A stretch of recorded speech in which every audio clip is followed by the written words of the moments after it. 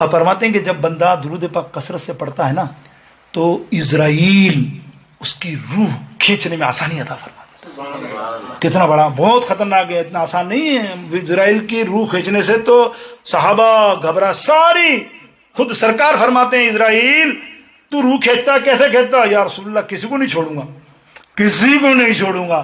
تو سرکار نے فرمایا تھا نا تو سب کو چھوڑ دے، مجھے میرے پہ سارے کل لے کر میری امت کو اب تکلیف نہ دینا، آرام سے کھینچنا. یہ حدیث بھی ہے کتب حدیث میں. اب دیکھیے حضرت المغربی رحمۃ اللہ تعالی علیہ، یہ عربوں کا بہت بڑے امام ہے. سلسلہ شاذلیہ ہمارے یہاں نہیں ہے، یہ سلسلہ قادریہ ہے نا، یہ 8 آنے ہے پبلک میں، مطلب مقدار میں. وہ 75% سلسلہ شاذلیہ، اتنا بڑا سلسلہ پورا عرب مانتا ہے. امام شاذلی اور المغربی اس کے بانی ہیں. المغربی مطلب صاحب کشف ہیں، اللہ کے ولی ہیں. وہ اپنی کتاب میں ایک واقعہ لکھتے ہیں، ان کے خلفاء نے بھی لکھا کہ ہمارے صاحب کشف تھے تو ایک دن خواب میں دیکھا 4 فرشتوں کو، مقرب 4 فرشتے، جانتے ہیں آپ، جبرائیل علیہ السلام، میکائیل علیہ السلام اور اسرافیل علیہ السلام اور اسرائیل علیہ السلام. میں نے سب سے مصاحبہ کیا، تینوں سے کر لیا. تو اسرائیل علیہ السلام کو دیکھا تو پیچھے ہٹ گیا اور میں تھوڑا سا گھبرا رہا تھا. اسرائیل علیہ السلام فرمایا ہم سے سلام، مصطفیٰ نے مصاحبہ نہیں، بس مجھے ڈر لگ رہا ہے. بولے کیا جو آپ روح کھینچتے ہو نا، میں خوف کے مارے آپ کے آگے آ نہ سکا، آپ سے مصاحبہ. اس نے کہا نہیں ایسا نہیں ہے، ایک عمل کر لے، ایک عمل کر لے، تیری روح ایسی کھینچوں گا. بولے کیا؟ بولے کثرت سے اللہ کے رسول علیہ السلام، اللہ کے حبیب پر درود پڑھتا رہے. تو درود پڑھتا رہے گا، میں تیری ایسی روح کھینچوں گا جیسے آٹے میں سے بال نکالتے ہیں. میرے دوستو ہے کہ نہیں؟ ہاں آخری بات کر دوں بس میرے دوستو، درود جو ہے حشر میں بھی بچائے گا. اس لیے کہ بعض درود ایسے ہوتے ہیں جو خود سرکار علیہ السلام سنتے ہیں، رقت والا، بڑا درد والا، محبت والا، اور روتا ہوا بندہ التجا کرتا ہوا درود پڑھتا ہے تو کیا ہوتا ہے کہ سرکار علیہ السلام حدیث سے فرماتے ہیں خود سنتے ہیں اس کا درود محبت کے ساتھ اور سنبھال کے رکھتے ہیں. یہ حدیث ہے کہ خود آپ کان لگا کر حضور سنتے ہیں، جہاں بھی آپ کا پیارا درود پڑھتا ہے. میرے دوستو بزرگوں، ایک بندے کو حشر کا موقع ہے، مشکات شریف کی حدیث ہے. حشر کے اندر اس کا ترازو میں معاملہ ایسا ہو گیا، گناہ زیادہ ہو گئے، اس کو فرشتے پکڑ کے جہنم کی طرف لے جا رہے ہیں. حضرت آدم علیہ السلام نے دیکھا، فوراً آواز لگا، یا ابی محمد، یا محمد، یا محمد، دیکھو تمہارا امتی کو جہنم کی طرف دھکیلا جا رہا ہے. فرشتے حضور تیزی سے وہاں جائیں گے، پوچھیں گے کیا معاملہ. بولے ترازو پہ اس کے عمل جو ہے برے اکثریت میں آ گئے، حکم ہو گیا جہنم میں. آئے ہے اللہ کے حبیب علیہ السلام فرمائیں گے ذرا دوبارہ تو ترازو لے جاؤ نا، میں دیکھوں تو صحیح، میں بھی دیکھوں.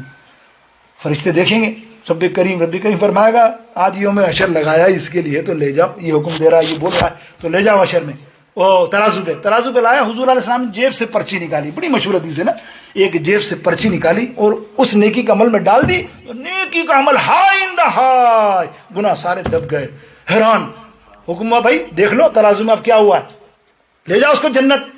اب وہ جنت میں جانے لگا تو کہنے گا یا رسول اللہ خدا کی قسم مجھے نہیں پتا ہے کیا کرا آپ نے، میں تو بہت گناہ گار ہوں، مجھے معلوم ہے میں نے کتنے گناہ کیے ہیں، لیکن یہ کیسا ہوا؟ اللہ اکبر. سرکار فرماتے ہیں ایک دفعہ روتے ہوئے تو نے محبت کے ساتھ رات میں اتنی تکلیف میں تھا، تو نے درود و سلام پڑھ کر مجھ پر استغاثہ کیا اور اللہ وہ درود میں نے پھر سنا اور لکھ کر اپنے پاس رکھ لیا، آج تیرے کام آیا. کہ کیا کہتا ہے وہ بندہ کہ میں تو نادان تھا، دانستہ بھی کیا کیا نہ کیا، لاج رکھ لی میرے سرکار نے رسوا نہ کیا. اب جنت میں لے جا رہے ہیں فرشتے، سبحان اللہ، بڑی مشہور حدیث ہے، کوئی حجت نہیں کسی کی اس میں، وہ لے جا رہے ہیں. اب دیکھو نا، میں اور تم بھی تو کھڑے ہوں گے، میرا محلے والا ہوگا، ابے میں تو جانتا ہوں یہ تو کتنا بڑا گناہ گار تھا، ابے بھائی تو بھی جنت میں، تو بھی جنت میں، سب بولے تو بھی جنت میں. تو کیا کہتا مڑ کے، وہ دیکھو سامنے کہ میرے اعمالوں کا بدلہ تو جہنم ہی تھا، میں تو جاتا مگر سرکار نے جانے نہ دیا. میرے دوستوں بزرگوں، لفظ آخر یہی ہے. میں نے بھی مکھیوں کی مثال دی.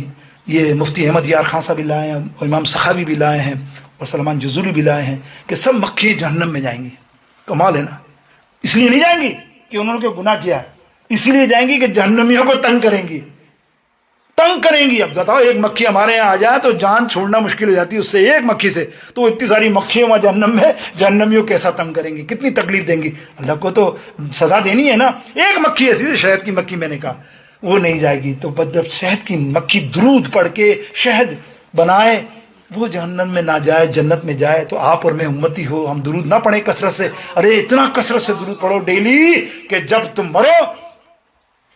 مرو تو خلیفہ اعلی حضرت کیا فرماتے ہیں، جب تم مرو تو تمہارے جو لاشا رکھا ہوا ہو نا اس کے اندر سے بھی درود کی مہک آ رہی ہو. تو پھر سنیو یہ کہا کہ میں وہ سنی ہوں جمیل قادری مرنے کے بعد، میں وہ سنی ہوں جمیل قادری مرنے کے بعد، میرا لاشا بھی کہے گا، میرا لاشا بھی کہے گا.